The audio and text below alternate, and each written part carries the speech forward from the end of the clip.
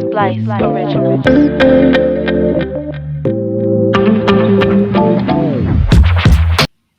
Hello, viewers. Welcome to another episode of the Nanaya Yabua podcast.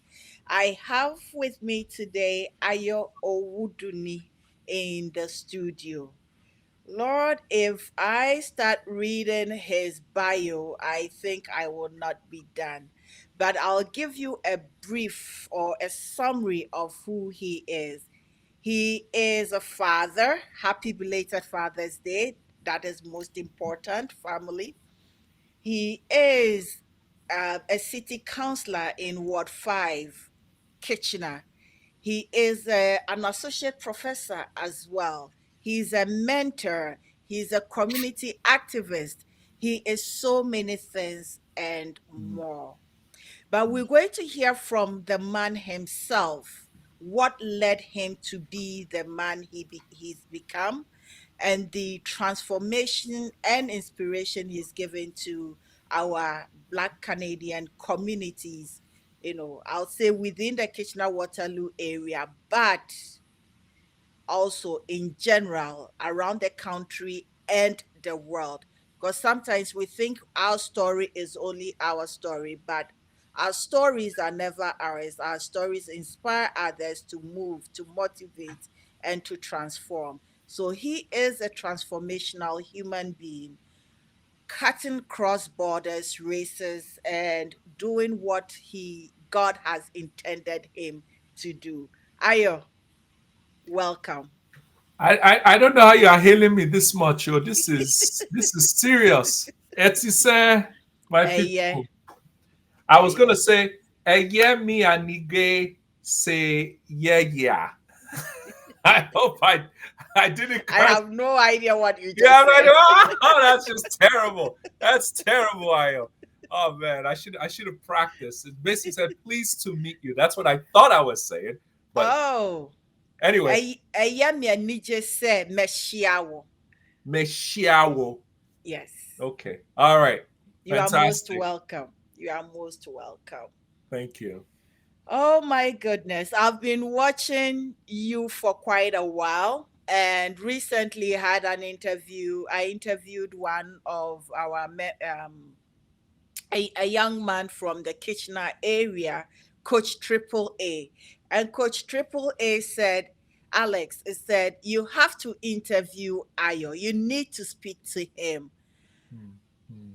And it's like, yeah, I've had my eyes on him for quite a while. I've been watching his progress, and I don't know how to, get across because such an individual is very busy. And a small me coming, he may not pay attention to me. He says, send him a message on LinkedIn. He will respond. And you did. Thank you for saying yes to me. Thank you. Thank you for reaching out. It's a pleasure. I I do the best that I can to. I try to jump on as many of the invitations and the podcasts as much as my schedule permits. But it's important to me because part of my values is to ensure that I'm giving back and I'm able to help the next person in terms of pulling them up or in terms of spurring them on or reminding them of decisions that they've made. So it is a great pleasure being here. Thank you for having me. I feel very honored. You are one of my many yeses that keeps me going. Because sometimes when you get a no, it can hit you a wee bit. And if you don't take care, you will stop doing what you do. But the intention of the platform was also to for us to be able to tell our stories. And when I see amazing stories like yours, it really makes it, the going much keep going for me. All righty. So, who is Ayo? Well, that's a very complicated question. No, you can um, take it at any angle. I'm a father of two. I'm a husband to a wonderful woman. I am the last born of six. Um, I am. I'm a resident of Kitchener. I was born and raised in Nigeria. Um, I am passionate about culture. I love to serve. I'm an author. I'm an associate professor at Conestoga College. And I'm a city councillor serving the people of Ward 5 here in the city of Kitchener. I guess those are all the different hats that I wear. And we all pray and hope that we wear the right hat at the right time and we do what we're supposed to do at the right time. I do believe your work makes us very proud of, being the people that we are and from where we come from. But before we get to the Canadian aspect, the transition, what spurred this transition from Nigeria to Canada? So back in, I believe it was 2014 or 2015, I don't remember the exact year. Um, I had started my own consulting firm back in Nigeria.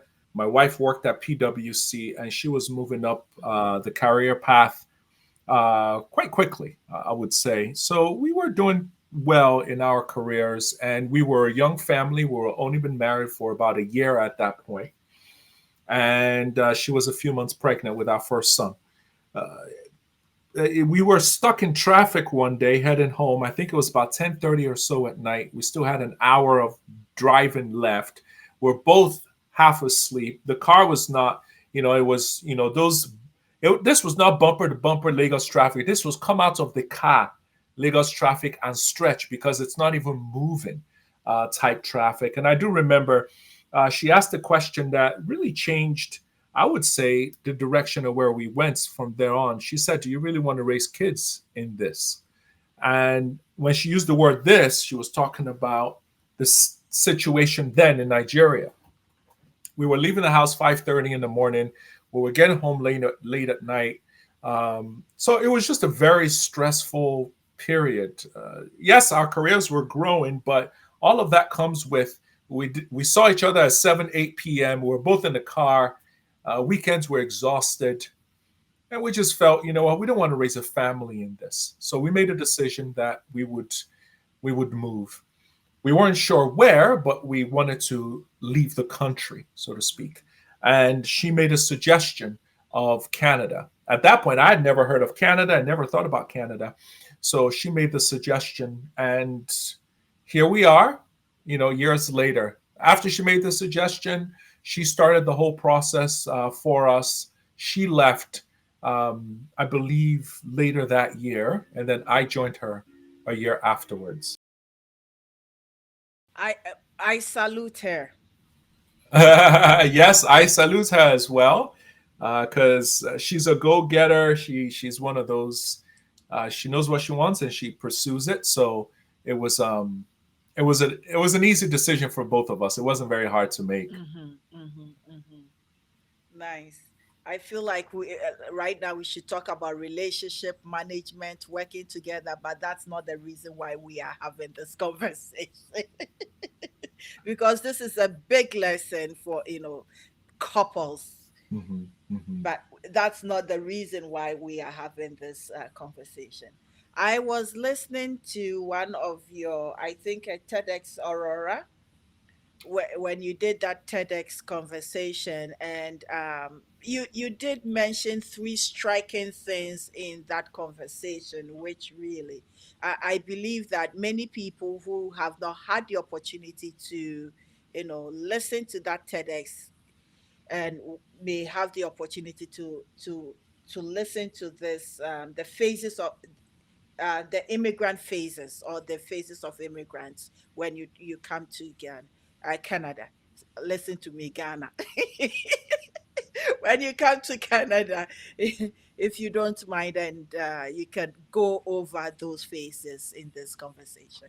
Sure. So the first phase is the survival phase. You come in, you're excited, but then you have to survive. You are living in an Airbnb and you're trying to find a place, but the landlord is asking for credit history, you don't have any, Mm. so you're finding it hard to get a place. You apply for many, many jobs, you don't get a call back.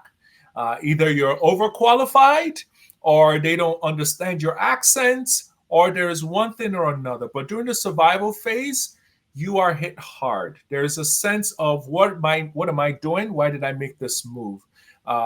And depression could kick in, sadness could kick in. I'm not even talking about the first 2, 3 months. I'm talking about the first 1 or 2 years, because it could creep in over a period of time. You could start doubting yourself, doubting your abilities, and wondering what has happened to me. Why did I make this move? I cannot go back because I sold everything. So you are stuck, so to speak, and you just have to keep on keeping on. And I like to share with people, many of us, not everyone, but many, many immigrants went through that phase. It is a humbling phase. It is a challenging phase. It is a phase where you just have to stand. Like the Bible says, when you're done standing, you got to stand. And that's what the survival phase is. You have to survive.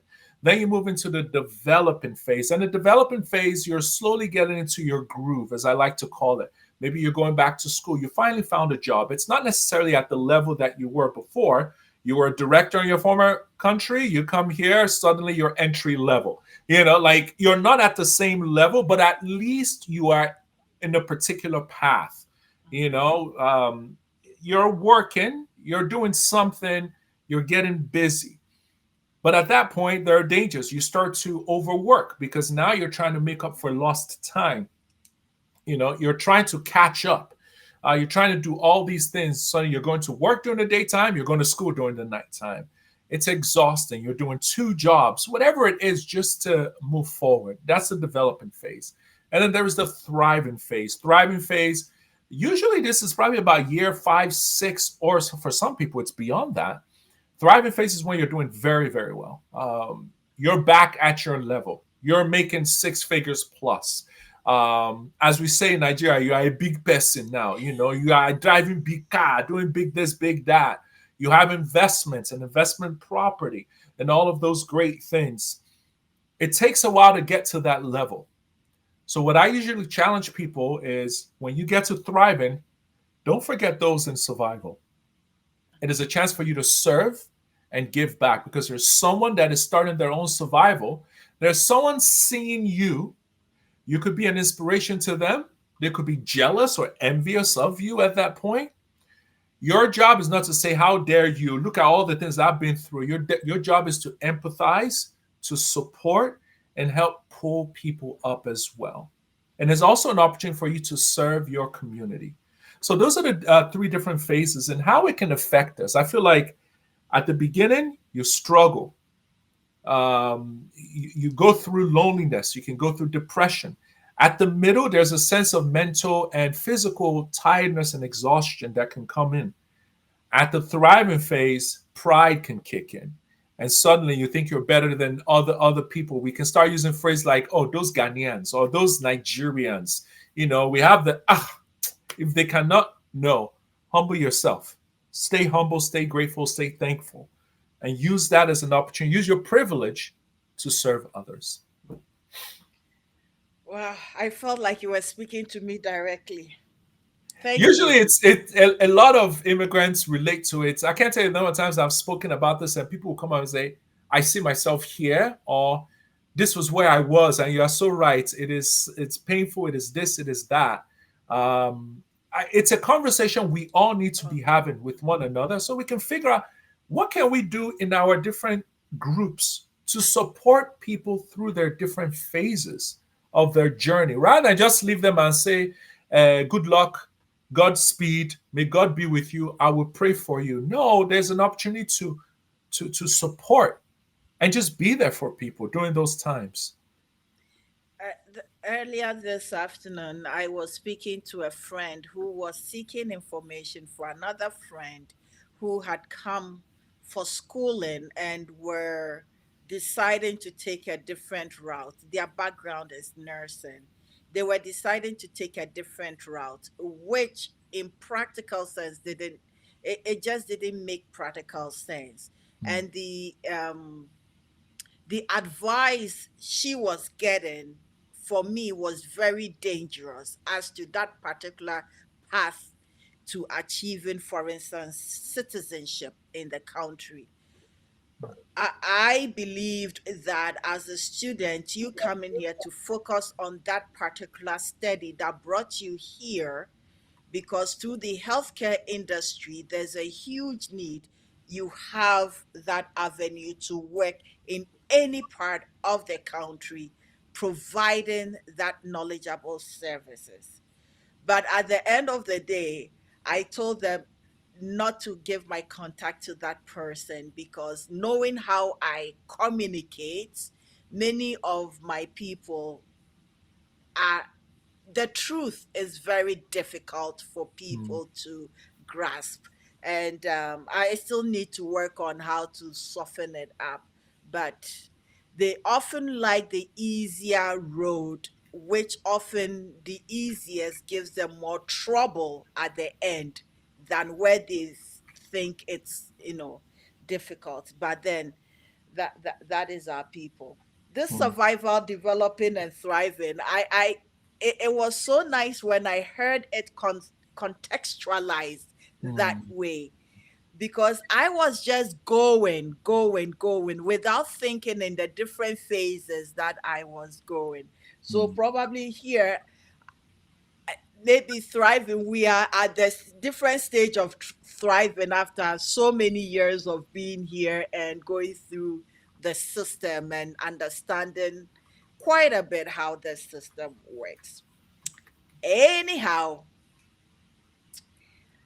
what's your take on immigrants and business, like immigrants, African Canadians, Black Canadians, and within the business industry or creating businesses? It's important. It is important. There is a book that I read, and I don't remember the title, that shared how the Indian community in the United States were less than, I believe it was, I don't remember the percentage, and I'm throwing some Mhm. numbers out. I think it was like 4% of the population, but they owned over 40 something percent of motels and hotels Oh, in the US. yes, yes. It's a phenomenal book that just goes into studying how they went about doing it. I guess you have the book with you. I have the book somewhere in my library. Okay, Yes. and one of my really close friends, phenomenal guy, is the co-chair of the Punjabi Chamber of Commerce in Toronto. Hmm.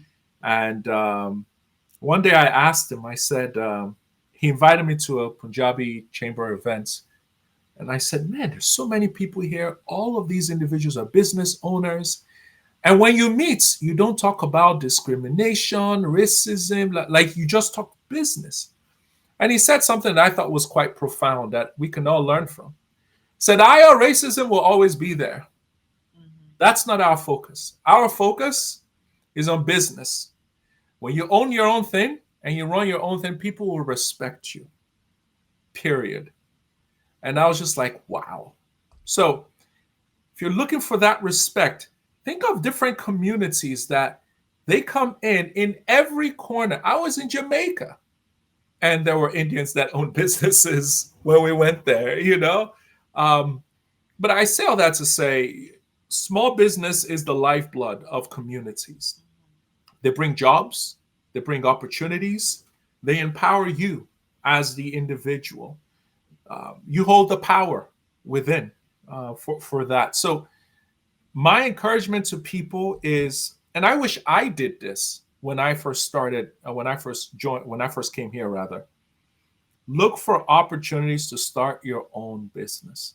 Look for it. Whether you're starting on the side, look for opportunities. And there are great programs now that are there to support. In Waterloo Region, we have something called Liftoff. Liftoff is there to support Black entrepreneurs who are looking to develop and grow their business. Once you have an idea concept, they're willing to work with you every step of the way.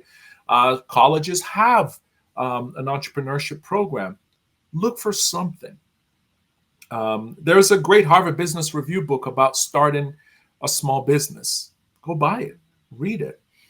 So there are really great opportunities, and it's important that people make the attempt. If make the attempt and fail, and at least let us know that you tried. Mhm. You know, let's not just don't put the power in other people's hands all the time. Grab onto some of that as well. I think that has been some of our issues. But as you're speaking about business and everything, my mind went to amongst the African group that normally travel outside. Nigerians are one of the most successful amongst us all. Now, I want you, with your experience or understanding, to break it down why Nigerians tend to excel that much. I think growing up, and probably just like your parents, we were pushed hard very early on. Um, I see, for example, my son. He was in Nigeria last year for is it 3 4 months. We put him in school in Nigeria for 3 4 months. My wife was there as well, so the kids went with her. And when they arrived, my daughter, who was 4 years old, I believe at that time, was put into kindergarten, and all the kids in kindergarten were already reading Yes. and writing. They were singing nursery rhymes over here in Canada, but they were reading and writing. So she was the only one behind, so to speak. But then within the 3 4 months, they pushed her to catch up with the rest of the class.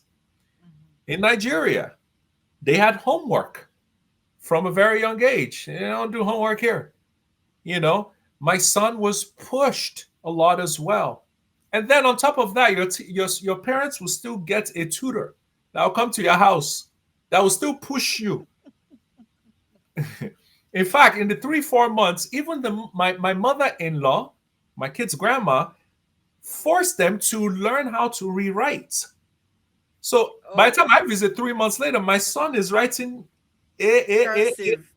doing all of that because it was instilled in him and in his sister. Then you're taught the importance of respecting authority. That is big. That is powerful. That is important. You gotta respect authority. So we are pushed a lot. You're taught to respect traditions, your elders, their values that are important to you.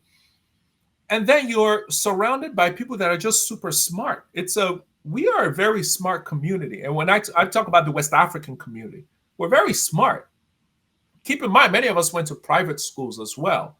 Yeah. So you're pushed in private school. I think what happens is at the end of the day, we all see our backgrounds as, that terrible country, it has spoiled, these people have spoiled it. But what we don't even understand is when you don't have 24-hour electricity, the 5 hours that you have, you're using it. Then suddenly you come here and now you have 24-hour electricity. It is a game changer in Mhm. comparison to someone that's had it all their life. Mhm. So you come to class and your teacher is actually teaching and asking you, do you understand? you know, in my classes, the Nigerian students are sitting up front, they're writing notes, they're asking you questions. Why? Because you have suffered. And then now you have opportunity. And lastly, I would say a sense of gratitude. And I think that's what keeps me going. When Mhm. I wake up, I'm grateful for the car that I drive. I'm grateful for the house that I'm in. I'm grateful for the family I've been blessed with. I'm Mhm. grateful for different things, whereas other people might complain about it. Yes. So the spirit and the attitude of gratitude has an energy that pushes you. Mm. And sometimes I try to teach my son that because there are times when my son is like, ugh, the game did not start on time. Uncle, it used to take us a full day to download one song, and you are complaining because YouTube is buffering for 30 seconds? In fact, that 30 seconds, go and get Apple to eat, come back, it's ready. We will click on download, we will leave the room, go to school, come back, it's at 50%, and we're like, well, in a day's time, the song that is only 4 minutes long, we will enjoy it in a day's time. So we were forced to learn patience and learn gratitude and learn resilience. And we don't realize those things were gifts that were given to us. Mhm. So there are times when I sit at council and some people are offended on my behalf. Like, this person said this about you. I can't believe it. And I'm like, they said something. Have you had to carry suitcase on your head and soldiers are yelling at you at NYSC camp? They're screaming in your, like when you go through those experiences and then somebody says something about you, I beg, come on. It's like, what is my business and your business? Our career paths and life paths are very different.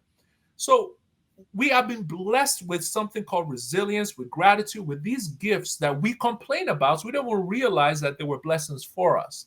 Mhm. And sometimes I think the question is we feel our children must not go through it.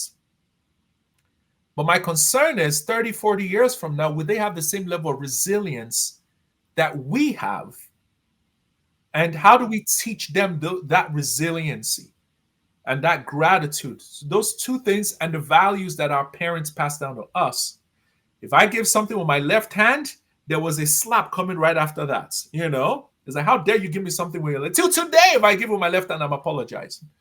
So I think it's important. Some of those things help us. And I don't think it's just a Nigerian thing. I think it's because we are 200 million. Maybe that's why you see a large number of us in different places because of the large number. But I think it's a West African thing at the end of the day. Because I see Liberians, I see Ghanaians. I met my first Togolese person.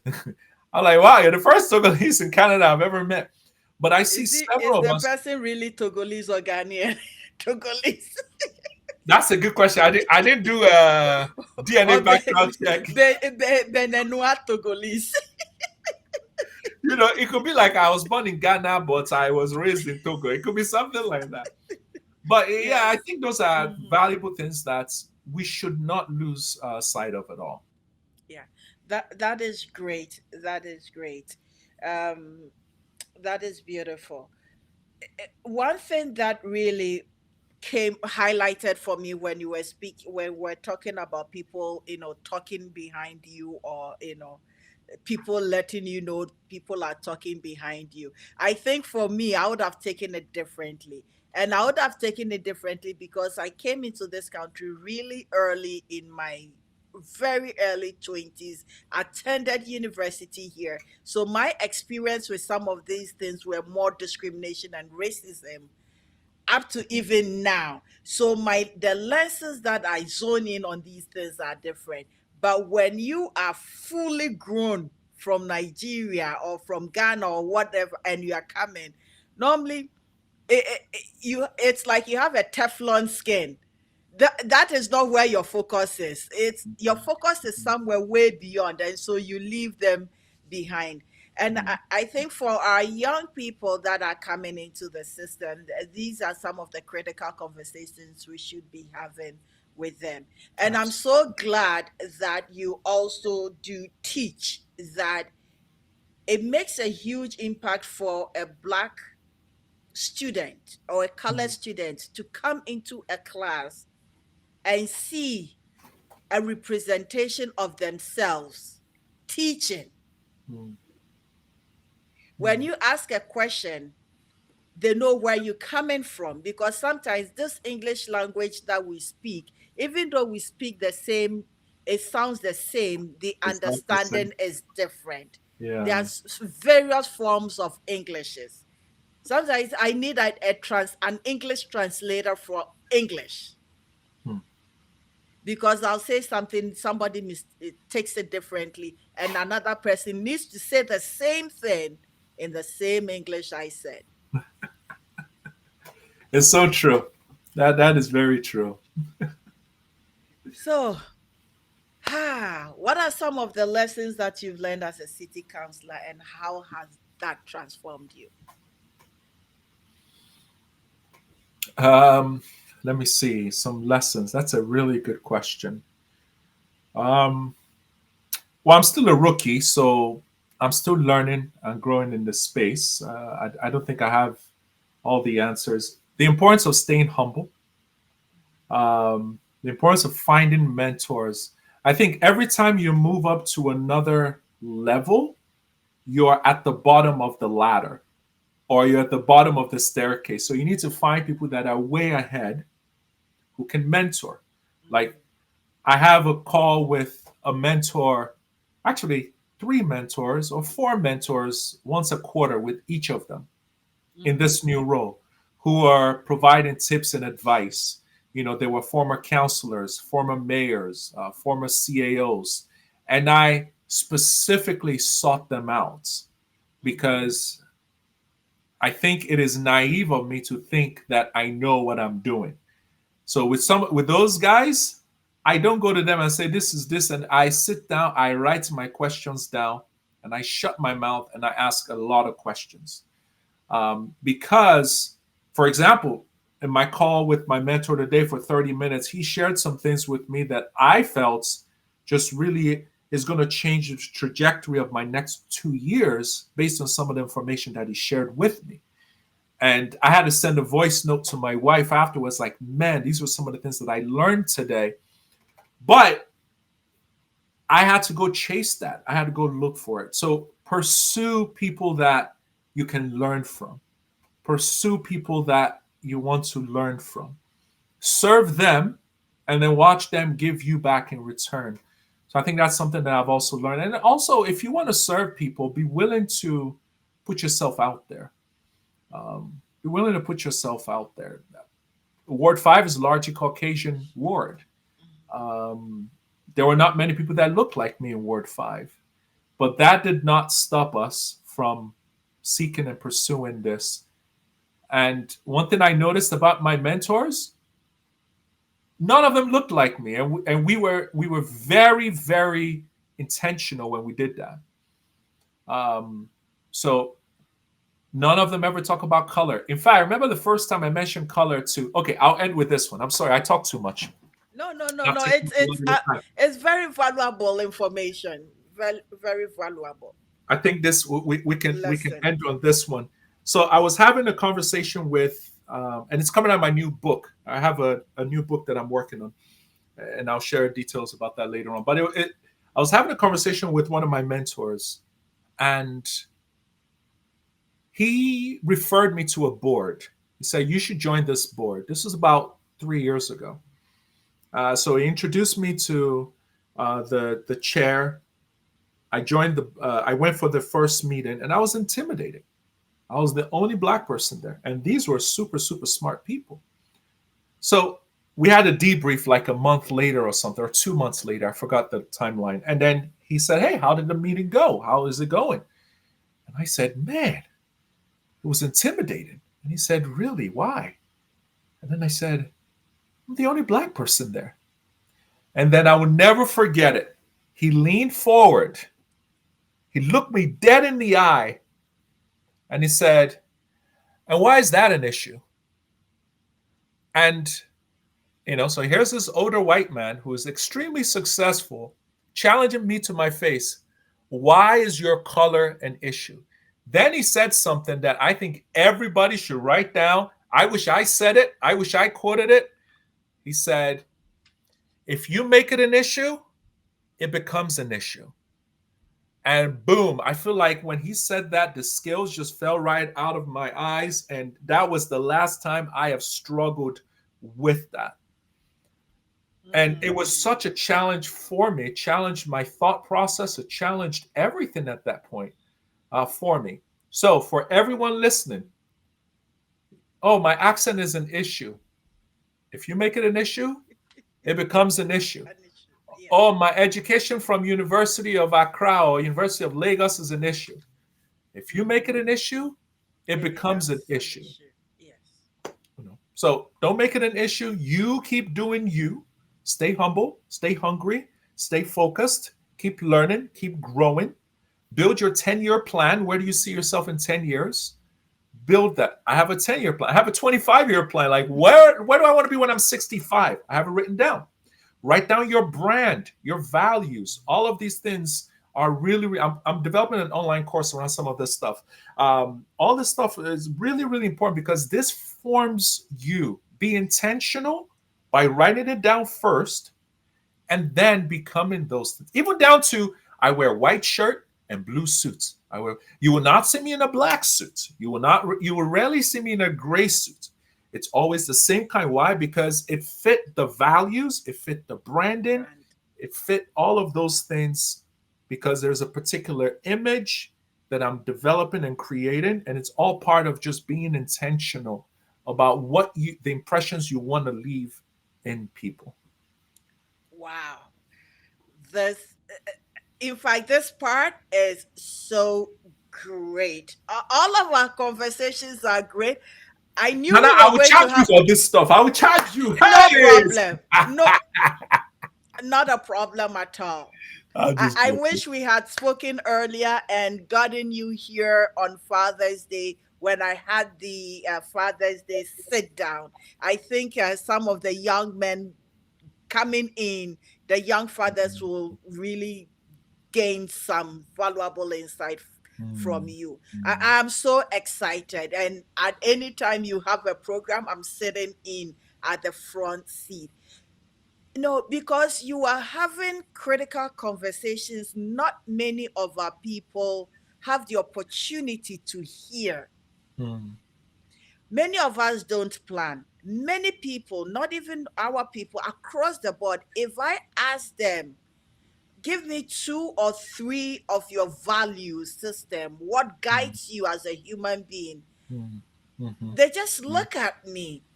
When I do nursing preceptorship, I ask, what are your core values as a human being?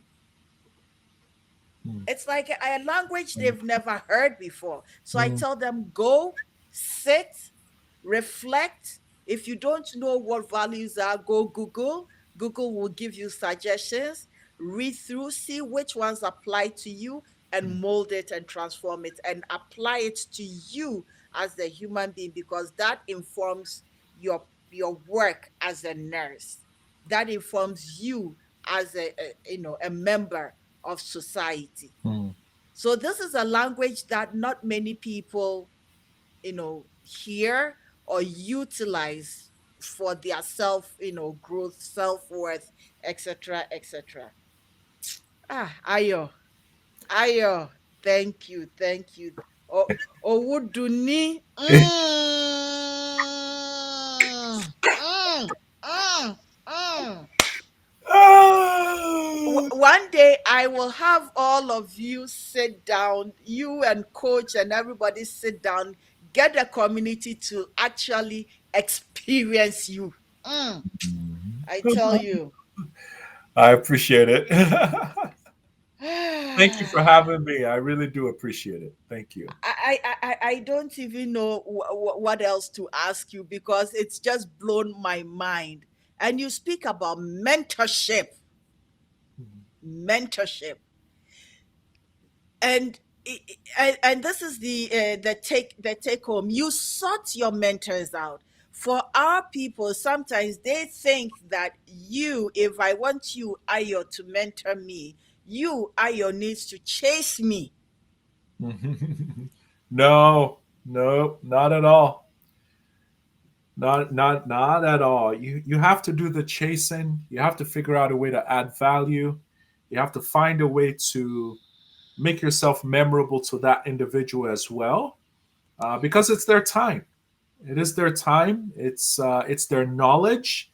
Um, it's a lot of those things that they're passing over to you. So it's important that we honor them. It's important that we respect them. It's important that you pursue them as well, and let them feel like they've given something at the end of the meeting, where you listen, you ask questions, that type of thing. You might not agree with everything, but listen, write it down. It's coming from a place of knowledge and a place of experience. Equals Experience comes wisdom. from when you failed or you've seen other people fail and you've reflected on that. So you might just have a little bit of the knowledge.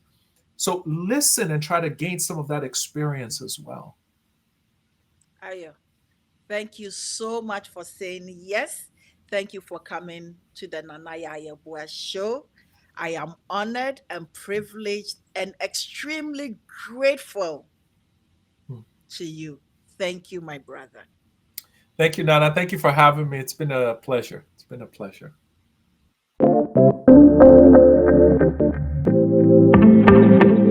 Splice Original.